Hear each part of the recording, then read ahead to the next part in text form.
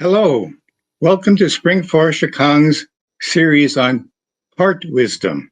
It's an opportunity that Spring Forest provides in terms of allowing practitioners and trainers and such, those who've had experience with Spring Forest Qigong, to give their perspective with different topics on heart wisdom. So this series today is being recorded in my room, my playroom with the kids downstairs. So I think it's really a perfect setting because the playfulness of children, their curiosity, their creativity, they're a chance to do all this kind of magic in a way that can take place, in their young lives. So today, our guest is Diane Pienta, and she has written a book called, Being. I'm sorry, it just went out. Be the magic. That's right. Just magically floated out of my head. You might notice, in our recording here that Diane might be a little bit fuzzy in the screen. Well, it's not quite purposely designed that way, but it's kind of like, when you look at magic, there might be like another way of looking at something. Everything doesn't have to be so clear and so rigid and so limited. So we're going to open up to the possibilities of looking at what really is the magic. How do you be the magic? Both the external magic, but also that internal magic, but then how it relates to Spring Forest Qigong. So, Diane, would you say a few words, about yourself, and then we'll go off and running here. Sure. Thank you so much, Glenn. And thanks for having me. And thank you, Colin, and the whole team for all the backside stuff that makes this happen. I live in Boston, and in my professional life, I'm a writer and a forest therapy guide, and also a positive psychology and creativity coach. And I just love what you said, Glenn, that you're in the playroom, because so much about opening to everyday magic and miracles is about kind of reclaiming that sense of wonder and curiosity and playfulness. And some say that play is the highest form of learning. And so when we're playful and we're laughing, we're open, our hearts are open to see more of the magic and more of just seeing things from a different perspective that we wouldn't necessarily. And even the situation, I'm at a ranch even though I live in Boston, I'm at a ranch in Arizona for the holidays. And, the internet is not quite great and we're fuzzy. And it could easily, I could easily go into this state of like, oh, it's not working. It's not right. But just letting go of this idea that, as you said, that it's got to be a certain way. And when we let go of outcome, we could just see what happens with the magic. So a little bit about me. That's great. Let's explore really what the definition, so to speak, of what magic is. So like in my head, I think of the top hat, a little bit of dust, poof, and then the rabbit comes out of the hat, and the magic happens this way, poof, it works that way, magic happens, I should have a top hat, I should have a cape on, so we can do some magic, the word is tricks. So in my head is magic tricks, but that's not the way you're using the word magic, is it? So it can help us understand your story about magic. Yeah, well, I just recently found this new definition of magic, which I love, and it's from John Wellwood, and I'll read it here. It says, magic is a sudden opening of the mind to the wonder of existence, a sense that there is much more to life than we recognize, confined by our limited views that are imposed upon us by our families or our society's constraints. And so even in my book, Be the Magic, it's about, we have all of these blinders that we put on that we don't even necessarily know that we put on to the beauty and the wonder of the world. And it's not just opening when we're, in this great place, it's the holidays, we're in a wonderful place with friends. It's also when things aren't going necessarily our way that can we say, well, what's the gift in this? What's the magic in this? And if I may, the way that I came to Spring Forest Qigong is kind of an illustration of that. just to tell the story, I was on a road trip with my husband in North Carolina, and we were looking for a place to stay. There was no place to stay in this area that we needed to be in, except for this one Airbnb. And it wasn't great because it didn't have a kitchen. There were no restaurants around. We were going to have to kind of cook out of the back of our car. We weren't really set up. And I thought, this is not a good thing. And then, but the host who was next door was lovely. And we talked about, she had all of these spirituality books. And I said, oh, I have all of these same books. I'm so curious. And she said, oh, but do you have this book? And she pulled out Master Lin's Spring Forest Qigong book. And I said, no. And she said, oh, you should really read it. And I said, no, I tried Qigong 20 years ago and it just didn't resonate. And I'm already doing so much yoga and meditation. I actually, I'm trying to kind of hone in more, not get more modalities. And she was very insistent. And she actually snapped a picture of the cover of the book and said, well, you should really read this book. And I thought, well, that's a little, okay, sure, whatever. And I forgot about it until I got home. I looked at the pictures, and there was something about it that had me buy the book. And I thought, why not? I love to read, why not? And halfway through the book, I went onto the Spring Forest Qigong website, and I was still kind of thinking, this is not something that I want to pursue. I had this mindset that this is not what I'm looking for. And long story short, the next week there happened to be a level 1 and 2 training in Minnesota. I went to that. Everything opened up for me to go to that really easily. And then from there, I flew to Santa Fe. And, during this Qigong training, I kept thinking, this is too simple. I was used to a lot of kind of more complicated yoga, which I still love, but I felt like, wow, does this really work? This is so simple.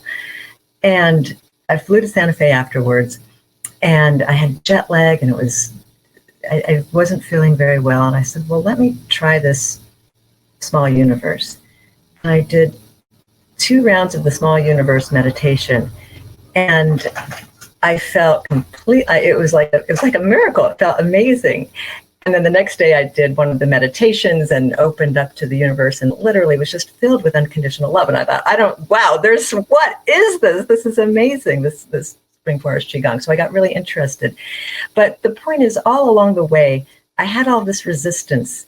And it's something that we all do as humans, right? Like we think, oh, that's not what I want. That's, I think I know what I want. What's being delivered to me here? So it's like when we could open to it in this way of like, wow, oh, well, so this is the only place for me to stay. I wonder what's here for me. We just open to the sense of curiosity more. Or, wow, this woman is now 3 times telling me that I should read this book. Okay, let me be really interested in this. There's something here for me. So, I got to the same place to. So what I hear you saying a little bit is that the magic is not a noun. I've got the magic. Now, magic is kind of a verb. It's a moving, growing, evolving experience.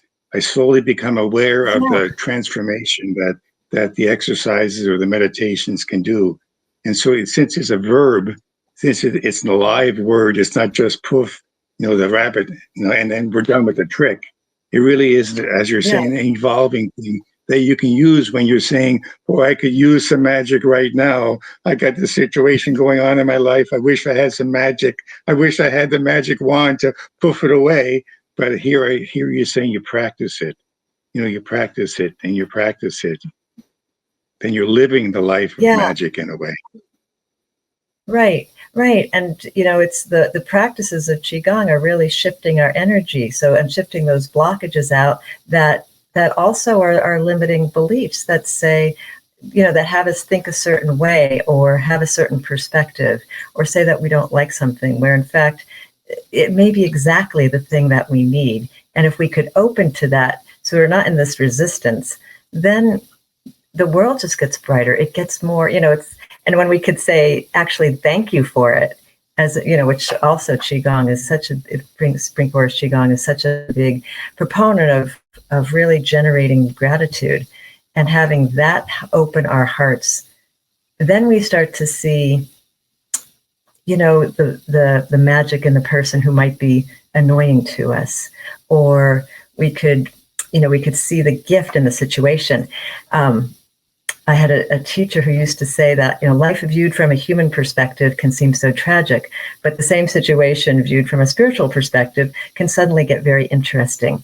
And I think maybe that's also the context of the magic of shifting our own energy so that we could open to the grace that's actually being handed to us. Even when I was writing my book, I had been avoiding writing it. It was a real thing that my soul wanted to do, but I think I was a little afraid. And I had avoided writing it for about a year or two. And then I said to a friend, I think I need to have my plane grounded so I could write this book. I was going in a lot of different directions. Well, 6 minutes later, my ankle was broken. Every plan was canceled. And all I had time to do was write. And so, initially it's very easy to say, one more thing, a broken ankle, it's Boston. But when we could see the gift in this, it was the best thing it was exactly what I needed. So what I hear you just said now, like my plane was grounded, so to speak. My life is, with the broken ankle. Now I'm in the mud. I'm stuck on the earth. And now how can I see something at a higher level? I need to rise above, where I'm stuck, so to speak. It's broken, not going the right way. I'm not finding this. So how then have you used the Qigong to have that, almost like when you fly higher in the airplane, the same mud is in there, Yeah. but you're seeing life a little bit differently, So can you expound on the use of magic in your daily life?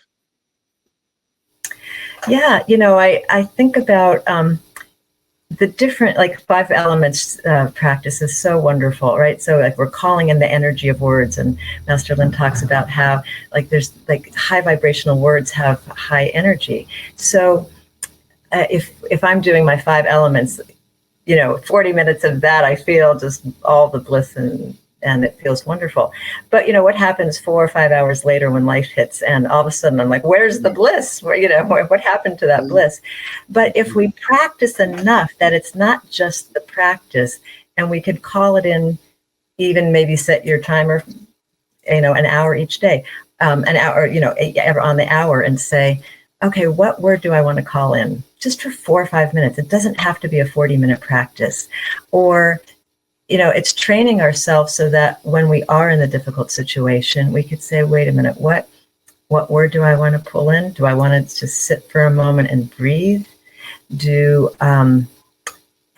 do I want to both, I like what you said, Glenn, because it's both grounding. We are here as spirits on earth, so we do have to ground, as the Qigong helps us to do, but also at the same time lift and open ourselves to inspiration and to this higher perspective. And nature, I'm a forest therapy guide, so nature is a big piece for me. And just getting out in nature for just even a 5 or 10 minute walk, if that's all you have time for, can really shift the perspective. Our brains, we are nature, and we tend to forget that sometimes. So when we're in connection with nature, we're actually more in connection with ourselves. We're in connection with that divine light. And so we are able to see, maybe just get a different perspective on the situation. The other thing that I find that opens us up to is oh, go ahead. No, go ahead. Sometimes there's a delay in the conversation back and forth. So I think I just. So let me I didn't hear interrupt your this. last question, Glenn. What was that? If you looked at magic again as not like I'm going to practice for half an hour and it's done, that really is leading you to have a way of life of magic. How can I maintain the openness and the awareness? I mean, I can walk in the woods or in the park and ignore everything. I can be so focused on what I have to work on, what's in my mind, the bills to pay. I can be in the deep forest and have no impact on me in one level. So there is a cooperation with magic.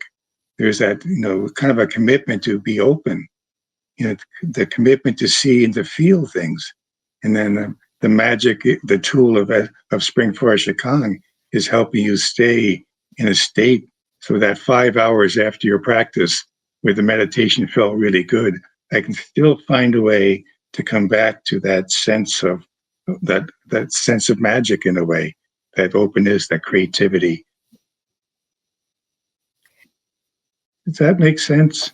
Yeah, I love that, Glenn, because it's also, yeah, it's that sense that, letting our life be the prayer, not just, the practice that we do for half an hour. And I love what you said about the forest therapy, or being in nature, because it makes me think of forest therapy, which is all about like really getting into our senses. And you're so right. You can go for a walk in the woods and be completely not remember one stone, one tree, one bird. Or you could be listening, and there's different ways that you could play with that, saying, like what's the most pleasant sound I can hear? What's the softest sound I can hear? Really opening, what do I smell? Maybe if there's rain or what are the colors? What are the patterns? It's so complex when we open up to it. And we don't, a lot of times we think that we need to go to the wilderness or this, a pristine, beautiful place. But I live in the middle of Boston, like literally right in the middle of a busy, busy city. And even there, we could always find a tree that we have a connection with, or just a little spot that maybe, the herons fly by, or there's birds outside the bushes of your building. So it's opening and training ourselves to do that. It really is a training. It's no different than going to the gym or anything that you want to get better at, and taking some time to mindfully do that. Could I take this in a little different direction? My childhood, I grew up in Brooklyn, in New York City. So there wasn't really any nature as we define it as trees and grass. But I, as a child, played lots of activities, sports in the streets, stickball, punchball, sliding on cement. All I had was cement. In one sense, that was my nature. So how do I take advantage of the nature? What is cement and asphalt teaching me about life and about living? Trees also, cement, it is an attitude about being connected to what's going on inside you. I think that's what I hear you saying about magic. It's not so much that it's defined by your external environment. Exactly. It's the connection. And what I also heard you saying, Glenn, is that you were playing in the streets, and I'm assuming you were playing with your friends. So you were in community as well, which is such a strong piece of our happiness and of our resilience. And I love that you say that you were still outdoors, right? You weren't inside, maybe just looking at a computer screen, right? You were outside in the elements, whatever those elements were, and getting that sense of just peace in your heart, right? I bet that, many times when you were done playing, you would go home and just feel that peace, that peacefulness. It's also, just movement in general. We tend to be such a sedentary society now. And so just the act of moving our bodies in different ways, interrupting the patterns of how we're moving, even if it's taking a different way to work, if you're walking, or something different, eating something different, it just stimulates our senses in a different way, where we could get out of our head and into our body and into our own connection with ourselves. How would you talk with somebody, say, that might have a fear of letting go, so to speak, the fear of trying something new? Maybe like for you, I heard about Spring Forest Qigong, 3 times. This, I'm not saying the stubbornness, but, I got my life. It's all put together. I don't need Spring Forest Qigong. So other people that maybe have not quite just a choice, but a fear of looking at things differently. Would there be some techniques or examples that you could use for people that kind of have the traumas and the different things that really disturb their internal environment? Yeah, thank you for saying that. The what I would say is start small, right? There's always some little thing that you might try, and maybe is there something? Maybe make a list of things that really you're interested in, but you haven't taken a step towards. And sometimes we think we have to do the whole kit and caboodle all at once, but really, life is just one step at a time. So start small. It is true that if we do too much of a change, we could send ourselves into what's called the panic zone. And we definitely don't want that. But our brain is actually, when we take a step towards something that brings us joy or something that we're interested in, find something that you're curious in. Just take one step towards it. And that could be, if you love to cook, maybe you try a different recipe.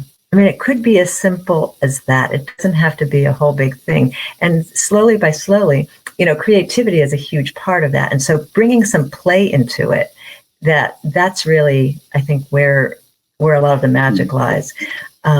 So Master Lane talks a lot about things that excite you.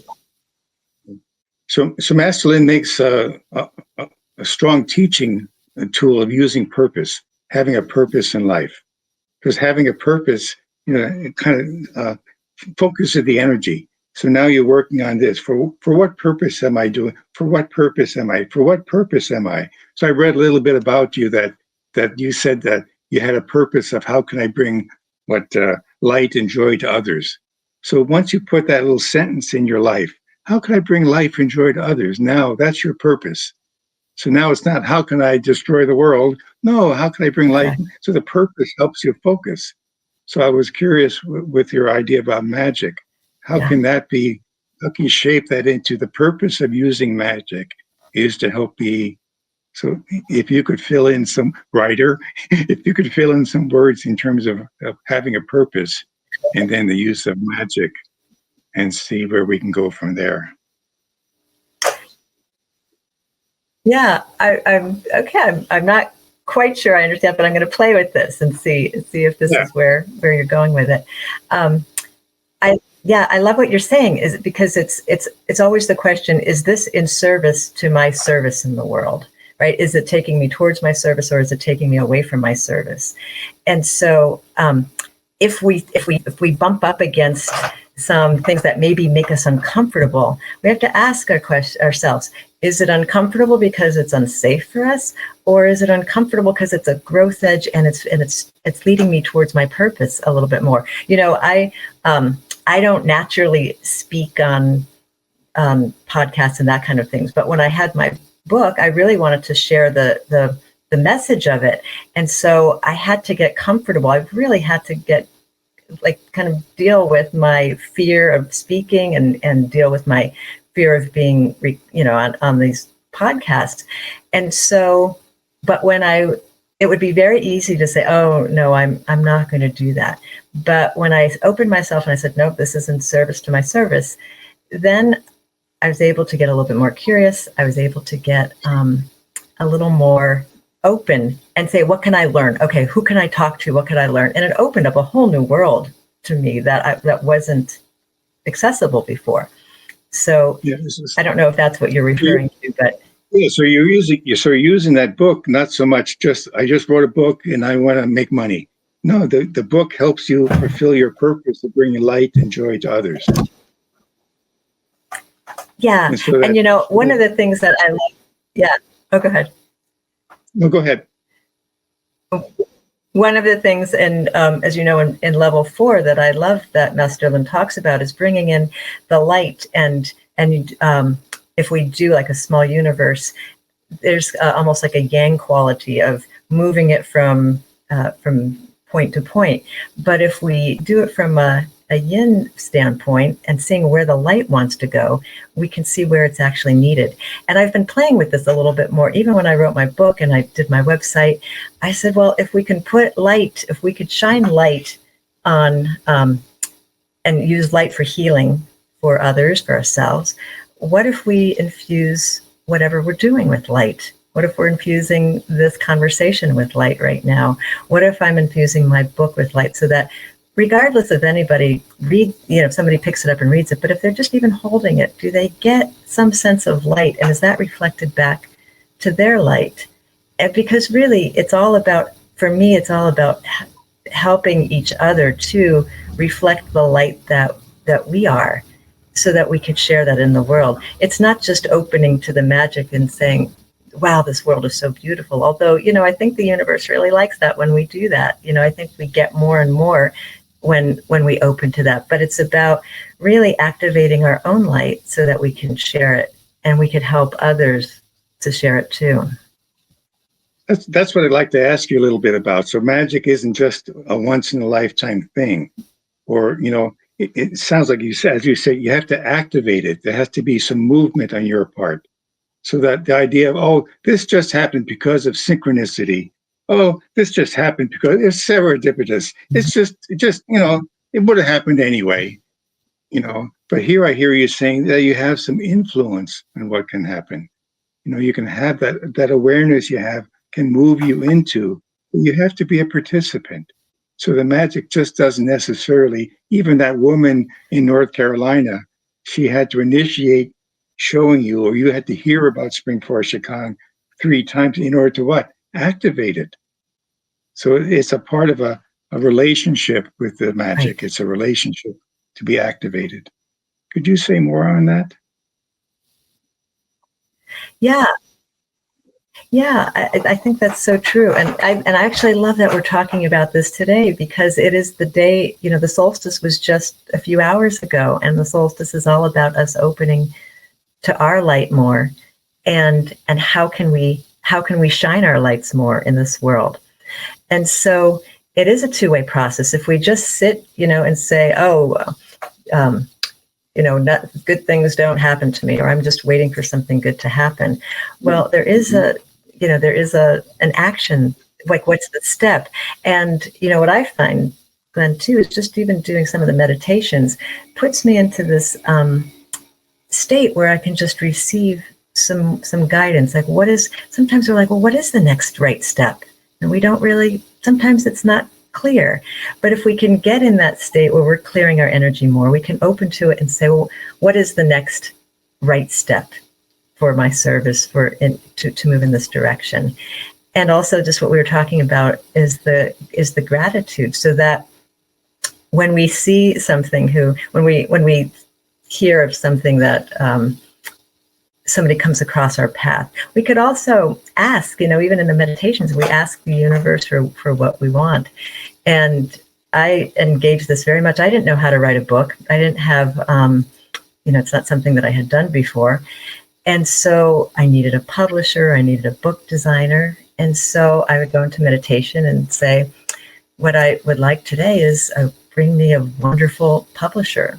And then all of a sudden there was these synchronicities of somebody would, mention somebody's name, and I called that person. But again, you're taking action. A publisher who's very light-filled, and same thing with a book designer. I happened to open to a page of a book and saw this name of a book designer. So it's taking the next step of saying, okay, well, let me call this person, let me see. And I think as the more that we could be playful and lighthearted about that, the more we're apt to be open to it, as opposed to trying to figure it out. That perfectionistic kind of limits us in terms of having to know. I think a lot of times we think that we have to know how to do something, when in fact we just need to take the next step, and we need to open and see, well, what's coming across our path, and then what's ours to do, given what's ours to do.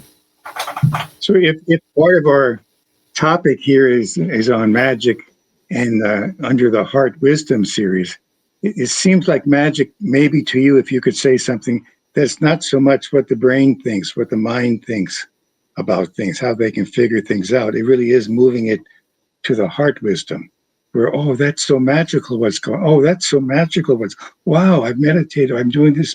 Oh, it's so magical this now. I don't want to say it's not much magic going on up here in the brain, but it seems like the heart wisdom has a easier access to that magical quality. Is that true for you? Yeah, I love my mind, but my mind. Yeah. Yes, I was saying I love my mind, but it also is often the gets in the way of really accessing the magic and miracles. I write a little vignette in my book about how I was the English countryside, and I was in this very beautiful and sacred spot, and it had this incredible energy, and there were wild horses, and watching them was just amazing, seeing how they interacted with it. And even though I'm open to it, my mind was saying, oh, this, maybe this does not have that kind of power. But when we could drop back into our bodies and open to our heart, it really is, what does our heart want? And I think that's even with our service, asking, is this in service to my service? I think one of the things that Qigong does is helps us be more discerning. I think discernment is such a key thing, that the mind has its very logical ways, steps of doing things, but it's the heart. When we are open with our heart, I find that's when I sleep well at night. When I'm taking actions that please my heart, that's when my relationships are good. That's when I'm happy to wake up in the morning and say, oh, this is, I've got these wonderful things to do today. And when I don't, it's the opposite. So you mentioned doing the 5 elements and being connected and being connected to nature. And so the idea about vibration, so like the vibrations, the higher vibrations of joy and happiness and gratitude and thankfulness, the whole world is filled with that going on.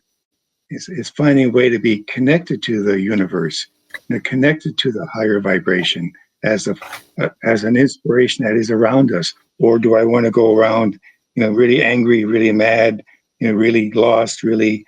That doesn't open yourself up to other vibrations.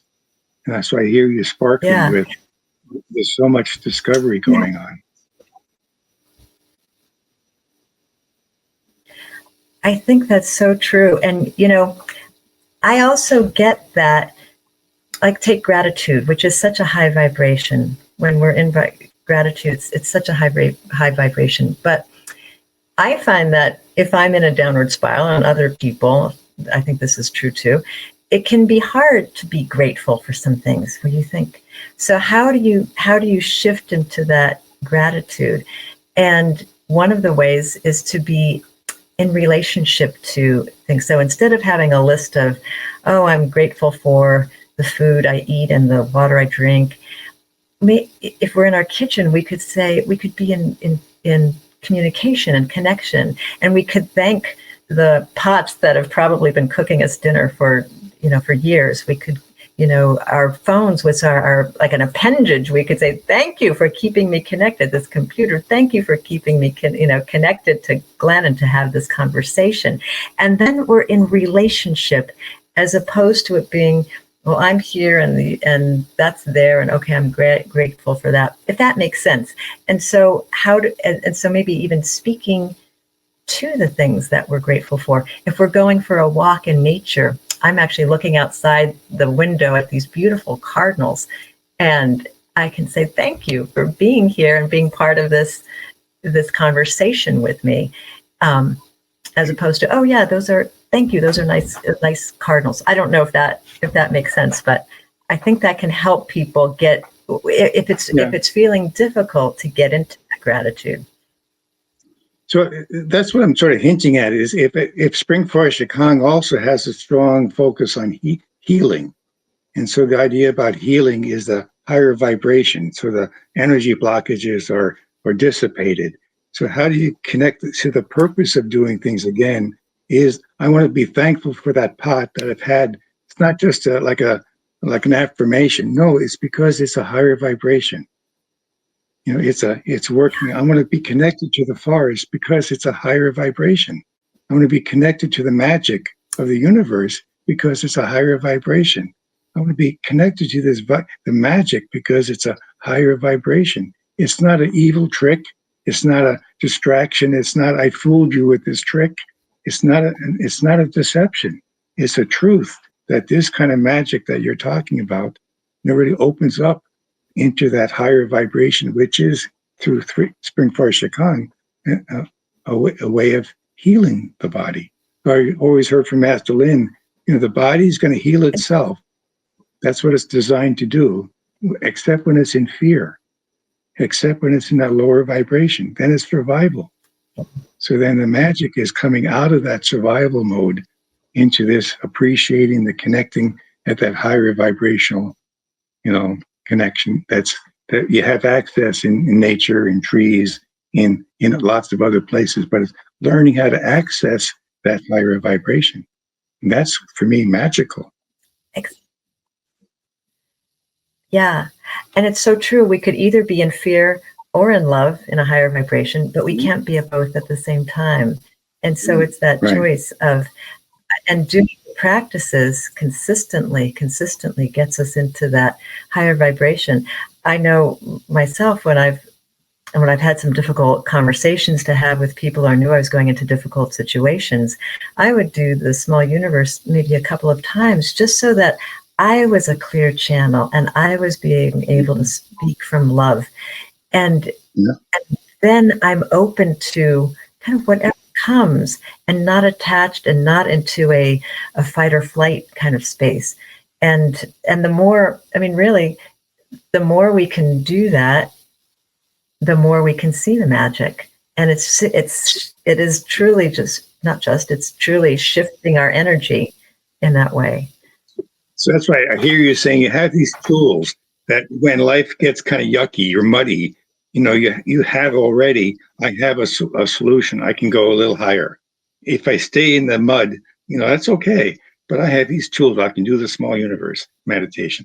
I can do this. I can find a way that I can be a little higher up in that vibrational level. I don't have to be just kind of stuck where I'm at and hope that everything changes. So then it really is a commitment to that higher life, a purpose again. So I was wondering it's so if true. you would lead us. And I also would lead us. Go ahead, finish your thought, and then I'd like to, if you could, lead us maybe in a kind of a closing, statement and a closing meditation. Okay. Yeah, I was just thinking as you were speaking about how Master Lin talks about doing good deeds as a way of really opening ourselves up to high vibrations. And that's, when we can get out of our mind and into service, I think, we're wired to do that. We're wired to help and to want to serve our gifts forward. So my wish for anybody who's listening and for all of us is to really to shine our light and to be in that space where we can shine our lights forward and come and do what we came here to do in a beautiful way and appreciate this life that we have, which is going to be gone in a blink of an eye, really. So, okay, great. So, all right. So I'd love to do a meditation. Let's just take 3 gentle, deep breaths. Maybe close your eyes. Or keep them halfway closed, whatever you're comfortable with. And really feel yourself, feet on the ground, and you're sitting in your chair. Really feel yourself sitting grounded. Your hands can be in your lap in a comfortable position. And put a smile on your face. Go ahead and relax your shoulders. Relax your eyes. Go ahead and rest. Rest your arms. Rest your legs, your hips. Rest yourself. Really just rest. And continue to keep breathing deeply, deep in your belly. And then maybe visualize yourself in a place that you love. It could be a warm beach with beautiful water. It could be a mossy forest. It could be a snow-capped mountain. It could be your house. Whatever comes to mind as a place that you love, makes you feel good and safe.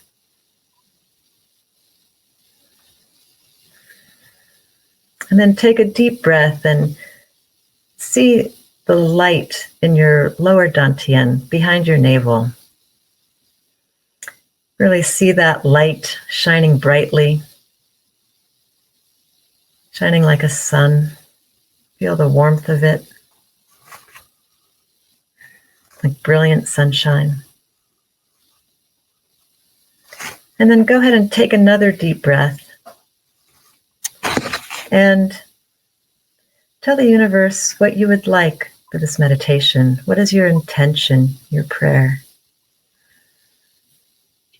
Maybe it's to have peace this holiday season.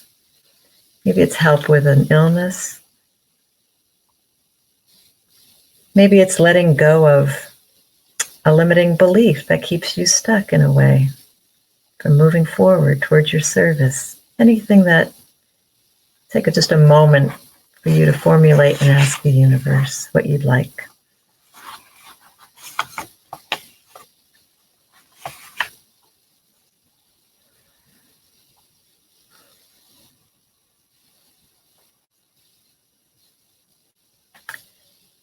And then go ahead and put your attention on that light in your lower dantian and really feel it getting stronger and brighter. Really bright and strong, like a beautiful sun, like 10,000 suns. Brilliant, brilliant light. And see it growing and moving into all the areas of your body. See it moving into your organs. Breathing in the beautiful light. Breathing out, exhaling. Just relaxing, seeing it fill your every cell in between every organ. Really just feel this light moving down into your legs, down to your feet. Feel this light up into your heart, your neck, your head, and even moving outside of your body. So it's really, you are shining like the sun that you are. You are shining like such the beautiful light that you are. And keep relaxing. And with every inhale, breathing in more of this light into every cell, every part of your body. And breathing out, just floating in spaciousness, maybe floating in a beautiful blue sky. Breathing in beautiful light, filling up. Breathing out. Breathing in. And breathing out light from every side of you. It's like a beautiful diamond and just shooting out light from every side. And as you continue to breathe in this beautiful light, let's call in peace and contentment and have peace filling our whole body. Really feel this peace.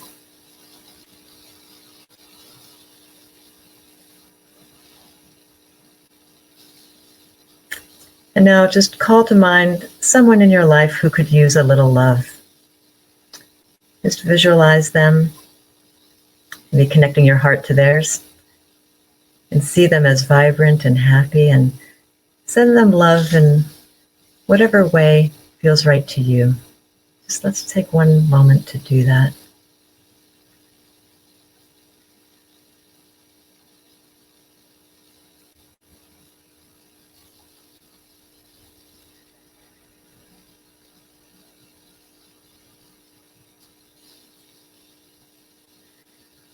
Really sending them your love.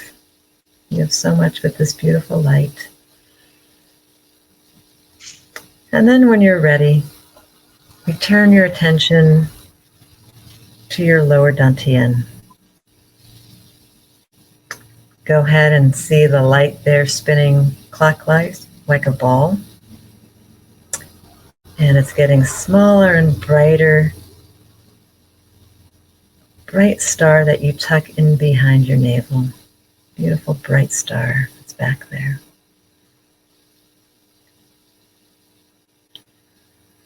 Take another deep breath. Go ahead and rub your hands together. Really make some heat in your hands. And then go ahead and rub your face, starting at the base of your nose and up to your forehead, around the sides of your face, down to your chin. And go ahead and just make that heart shape on your face a few more times. Opening your eyes and making these beautiful hearts. And then rub your ears, all parts of them, thanking them for all that you're able to hear. And then when you're ready, the meditation's complete. And I'd just like to thank you so much for the chance to have this conversation, Glenn, and for everyone who's listening. And I just send so many blessings around for lots of magic and miracles for the rest of this holiday season and for the new year. Hey, thank you so much, Diane, for your wise words and your kind heart. I can feel the magic within me now. So thank you so much. Take care, everybody.